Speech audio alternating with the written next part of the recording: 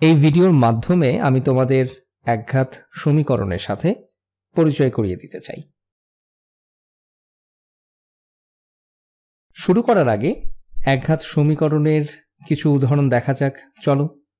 তো উদাহরণস্বরূপ y সমান 2x বিয়োগ 3 হলো একটি একঘাত সমীকরণ। এখন আমরা জানতে চাই কেন একে আমরা একঘাত সমীকরণ বলছি।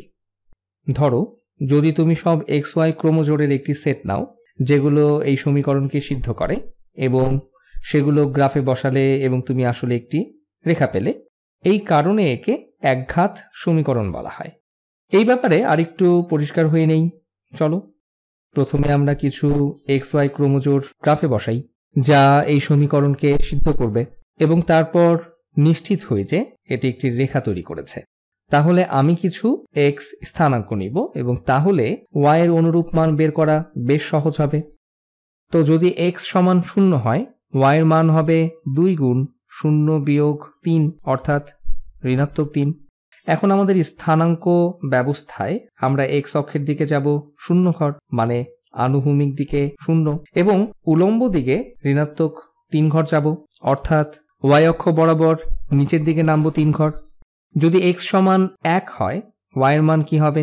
2 গুণ 1 সমান 2 বিয়োগ 3 সমান ঋণাত্মক 1। তো আমরা x অক্ষে ধনাত্মক 1 এ যাব এবং y অক্ষে যাব ঋণাত্মক 1 এ, অর্থাৎ নিচে। এখন দেখা যাক, যদি x এর মান হয় 2, তাহলে y এর মান কত? 2 গুণ 2 সমান 4 বিয়োগ 3 সমান 1। তাহলে x সমান 2 হলে y সমান 1। আশা করছি তুমি দেখতে পাচ্ছ যে আমি যদি এভাবে এগিয়ে যাই, আর আমি চাইবো তুমিও তাই করো, ভিডিওটি থামিয়ে রেখে x সমান 3 বা x সমান ঋণাত্মক 1 ঘরের দিকে এভাবে এগিয়ে যেতে থাকো, তুমি একসময় একটি রেখা পেয়ে যাবে। আচ্ছা, তো এখন আমি এই বিন্দুগুলি যুক্ত করছি এবং তুমি দেখবে একটা রেখা তৈরি হয়েছে যা নিয়ে আমরা কথা বলছি। আমি বেশ নিখুঁতভাবে বিন্দুগুলো যুক্ত করার চেষ্টা করছি। তাহলে এই হলো রেখাটি। এই যে আমি রেখাটি মাত্র আঁকলাম, এটি হলো y সমান 2x বিয়োগ 3 একঘাত সমীকরণের গ্রাফ। তাহলে যদি তুমি xy এর সব জোড়গুলো গ্রাফে বসাতে, যেগুলো এই সমীকরণকে সিদ্ধ করবে, তবে তুমি এই রেখাটি পাবে। এখন হয়তো তুমি বলবে, আমি কেবল নির্দিষ্ট কয়েকটি বিন্দু নিয়ে চেষ্টা করেছি, কেন অনেকগুলো দিয়ে করলাম না? বা রেখাটি কেন আরো কয়েক গুচ্ছ বিন্দুর সমন্বয়ে আঁকলাম না? আসলে এখানে আমি কেবল x এর পূর্ণ সাংখ্যিক মান নিয়েছি, কিন্তু তুমি চাইলে এই মানগুলোর মাঝেও কোনো মান নিতে পারো। এটি বেশ ভিন্ন রকম একটি ধারণা। x এর যে কোনো মান তুমি এখানে বসালে y এর একটি অনুরূপ পাবে, যা এই রেখাটির উপরই বসবে। উদাহরণস্বরূপ, যদি আমি x এর মান ঋণাত্মক 5 নেই, আমি x এর মান ঋণাত্মক 5 নিলাম, তাহলে y এর মান কি হবে? যদি এই রেখাটির দিকে তাকাই, তাহলে আমাদের মনে হবে x এর মান ঋণাত্মক 5 হলে y এর মান হবে ঋণাত্মক 4, এবং সেটি এই রেখার উপরই বসবে। তাহলে চলো একটু যাচাই করে দেখি। যদি x এর মান ঋণাত্মক 1/2 হয়, তাহলে y এর মান কি হবে? হিসাব করে দেখি। 2 গুণ ঋণাত্মক 1/2, আমি লিখছি, দেখো, 2 গুণ ঋণাত্মক 1/2 বিয়োগ 3, তাহলে কি পাচ্ছি?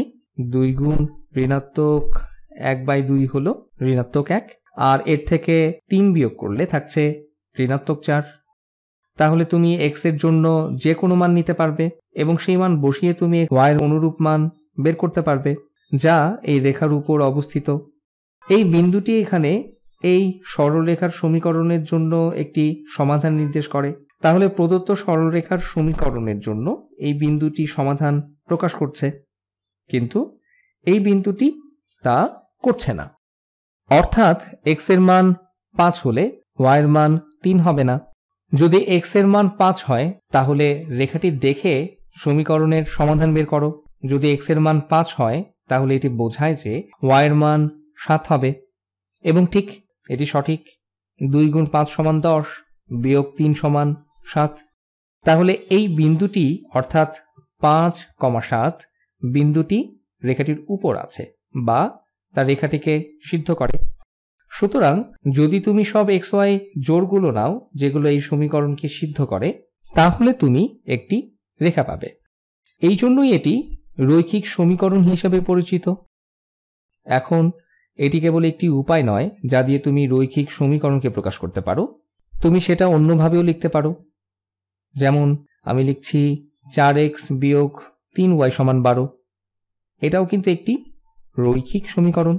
এবং আমরা দেখতে চাই যে যদি আমরা সব xy জোড়গুলো নেই যেগুলোর সমাধান নির্দেশ করবে, তাহলে আমরা আবার একটি রেখা পাবো কিনা। তাহলে যদি x = 0 হয় তাহলে এটি বাদ হয়ে যায় এবং তোমার হাতে থাকবে ঋণাত্মক 3y = 12। এখন যদি ঋণাত্মক 3y = 12 হয় তাহলে y এর মান ঋণাত্মক 4 হবে। 0, -4 তুমি যাচাই করে দেখতে পারো। 4 × 0 - 3 গুণ ঋণাত্মক 4 সমান হবে 12।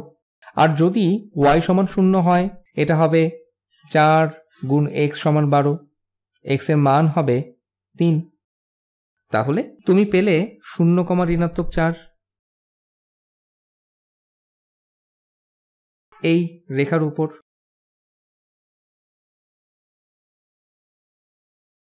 এবং 3, 0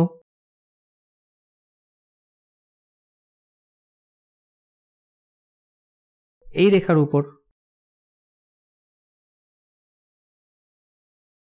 তাহলে 0, -4 আর 3, 0 এই রেখার উপরই থাকবে। অতএব এই রেখাটি দেখতে হবে, আমি চেষ্টা করছি আঁকার, অনেকটা এমন। আমি আঁকলাম। তাহলে আরও একবার, প্রতিটি xy ক্রোমোজোড় এই রেখাকে সিদ্ধ করে। এই বিন্দুগুলোকে গ্রাফে বসালে একটি রেখা পাওয়া যায়। এখন অন্য উদাহরণ দেখি। হয়তো তুমি বলবে এটিও কি একটি রৈখিক সমীকরণ নয়? এবং সহজ উত্তরটি হলো না, সব সমীকরণই রৈখিক সমীকরণ নয়। আমি কিছু উদাহরণ দিব যেগুলো রৈখিক সমীকরণের নয়। তাহলে সেগুলো কি? আমি এটাকে আরেকটু পরিষ্কারভাবে লিখতে চাই। অরৈখিক সমীকরণ লিখছি। আসলে এগুলো হতে পারে এমন y = x²। যদি তুমি গ্রাফে প্রকাশ করতে চাও, তুমি দেখবে এটি একটি বক্ররেখা হবে। x গুণ y = 12 এর মতো হতে পারে। এটিও সরল রেখা হবে না। অথবা 5/x + y = 10 এমনও হতে পারে, এটিও রেখা হবে না। তো এখন কিছু বিন্দুতে আমি বলবো এই সবগুলোকে গ্রাফে বসাও, বেশ মজার হবে কাজটা। তবে আমরা এখানে কিছু রৈখিক সমীকরণ আর কিছু অরৈখিক সমীকরণ দেখলাম। দেখা যাক এ থেকে আমরা রৈখিক সমীকরণের সংজ্ঞা পাই কিনা। একটা উপায় হলো সব xy জোড়গুলোকে গ্রাফে বসিয়ে আমরা দেখব যে সেগুলো এই সমীকরণকে সিদ্ধ করে কিনা, এবং তাহলে তুমি একটি রেখা পাবে। এবং এটাই আসলে হলো রৈখিক সমীকরণ শব্দটির উৎপত্তি। কিন্তু আরেকটা উপায় হলো এটি একটি সমীকরণ হবে যেখানে প্রতিটি রাশি ধ্রুব হবে, যেমন 12 একটি ধ্রুব রাশি। এটি কোনো চলকের মানের জন্য পরিবর্তন হবে না, 12 12ই থাকবে, অথবা -3 তো -3ই থাকবে। অর্থাৎ প্রতিটি পদই ধ্রুব হবে, অথবা ধ্রুব গুণ 1 সূচক সম্বলিত চলক এমন হবে। তাহলে 2 গুণ x এর সূচক 1 হবে ধ্রুব। এই চলকে y এর সূচকেও একই হবে। তুমি বলতে পারো এটি এমন কারণ এখানে কেবল একটি y, আমরা x বা y দিয়ে ভাগ করছি না, আমরা গুণও করছি না। আমাদের কাছে এমন কোনো পদ নেই যেখানে x এর সূচক 2 সম্বলিত রাশি আছে, অথবা x এর সূচক 3 বা y এর সূচক 5। আমাদের কেবল y এর সূচক 1 দিয়েই চেষ্টা করতে হবে, এবং x এর জন্যও তাই। আমরা আগে যেমন x ও y কে একসাথে গুণ করেছি, এখানে আমরা তা করব না।